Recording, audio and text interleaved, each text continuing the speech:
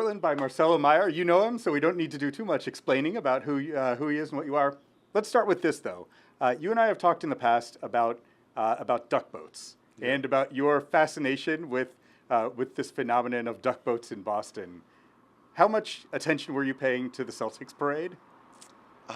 We definitely realized the duck boats.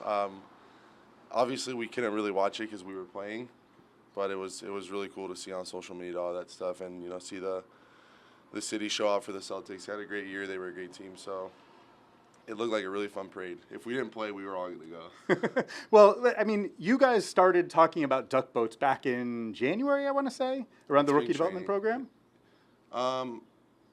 Yeah, I'd say more so in spring training when we were kind of around each other every day. It was kind of like an ongoing joke, and then kind of media found out about it, and that's when it blew up. But sorry, no, it's all good.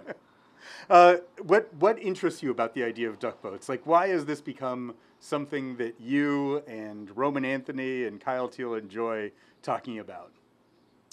I'd just say because to get on a duck boat, you have to win a World Series. I mean, that's kind of like the thing in Boston. You win and you get on a duck boat and go through the city. So, that's kind of where it started. Obviously, the question was, have you ever been on a duck boat? Meaning, have you won a World Series? Yeah, and obviously the answer is no. So that was kind of the joke, and then it kind of blew up. I mean, it is incredible, though, right? Like, when you watch what it's like to see a parade like that. Like, in Boston, it's, the turnout is something else. Yeah. Yeah, I mean, like I said before, the fan base in Boston is amazing.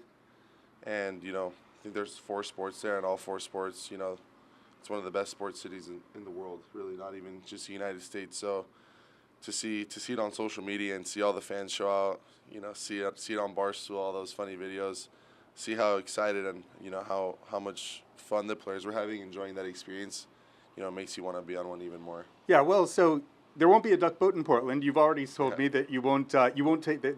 They are available, great tourist city, but and I should add that, like, with somewhat disappointingly, like, you guys did not win the first half Eastern League title. That said, you have been here for the entirety of about the entirety of the first half. You and I visited last year, shortly after you had been promoted, and that was, I want to say, May 31st was your first game in Portland last year. Yeah. So you've been here for a year. Yeah. Time flies. Yeah, it does. It's a great city. It's a great environment. How eager are you to get out of Portland and start playing somewhere else? Yeah, I'm eager, for sure. I definitely, the goal is to be a big leaguer, and obviously Portland is AA, so, I think I speak for everyone when we all say that we want to get out of here. We enjoy our time here. We love playing with each other, but at the end of the day, like, we all want to be big leaguers and, play for rings, play for World Series. So yeah, the goal is to be a big leaguer, but I've been enjoying my time here as well. I mean, you talked last year, and that was early in your time in AA, right? So you were like, ground beneath my feet. Like, focus on where my feet are. Yeah. Cool. Like, good perspective. Is it a little bit harder to look at the ground beneath your feet when you have been, I mean, you're a guy who would move fast, right? Like, you spent a couple months in, you spent 4 months in Salem, I think, before getting promoted to Greenville. You were out of Greenville by May of last year, so it was probably about 4 months there. Yeah, when did you start getting a little bit itchy about getting out of here? I mean, I think everything you mentioned there is, front office things. Like I said, I've said it plenty of times. I'll say it again. I'm where my feet are. The only thing I could control is going out there and playing hard, and kind of letting that take care of itself and having the front office do their things. I can't call myself up, so there's no point of me playing that game. So you have been in a different position this year than you were last year. Like, last year, a lot of us didn't know you were healthy. You were dealing with the shoulder stuff until, boom, all of a sudden your season ends on that abrupt note, which no one likes to not play. Yeah, and that seemed like it was a really hard thing for you. What did you learn from being injured last year? How did that change your approach to 2024? Yeah, I mean, obviously, looking back at it, I learned a lot. When you're going through it, though, it's hard to, see the bigger picture, like they always say. I'd say the biggest thing that I learned is I just learned more about my body than I ever did before. I've had some injuries here and there, but not that big, not a season-ending injury where I missed 2 months. So going down to Florida, getting therapy done every single day, doing therapy almost every day in the off season, I really got to know a lot about my body, what I need, to be ready for a game, for a training session, all that stuff. Although the thing that I noticed in spring training was like there was also a bit of an edge to you, right? Yeah. Like whether it was, I don't know whether or not, whether or not it was conversations about like, oh, is Marcelo still like, a top 10 prospect in the game? Or like, there were questions, right? Like, when people don't see you at your best, Yeah. it changes the way that they perceive who you are as a player. Of course. It seems to me this spring, like you were kind of like a bat out of hell in spring training. Like you came in ready to just like, not just hit the ground running, but like at a dead sprint. Yeah, I was pissed. Like I said, my season got cut short last year. I didn't play well. I was dealing with injuries, and I had a long off season of a lot of therapy, going through a lot of things. So I was extremely angry, and I wanted to just go out there and show myself and show people that that I'm a competitor and I play hard and I'm really good. How well do you feel like you've fulfilled those, that kind of expectation for yourself over the course of this first 3 months in Portland? I think I've had a great year so far. Obviously, it's good to see numbers up there. But like I said, I think I've gone about my business the right way, gone about my work the right way, and it's good to see numbers, but I think that's the most important part for development and getting better.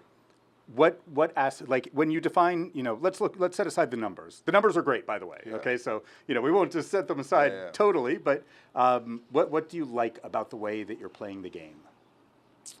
I'd say just how hard I've been playing. Getting out of the box hard, playing hard for my teammates, trying to win. Obviously, that's like kind of a lost art in minor leagues, and it was cool to see the team come together the last like 3 weeks, because we knew we were in first place, playing for a playoff push, playing for each other. So yeah, I'd say that, and just like the fact that I've been out there playing, having fun with my teammates. I missed 2 months last year. The year before that, I missed a month. So being able to be out there, play hard, is really all I could ask for. I'm having a good time.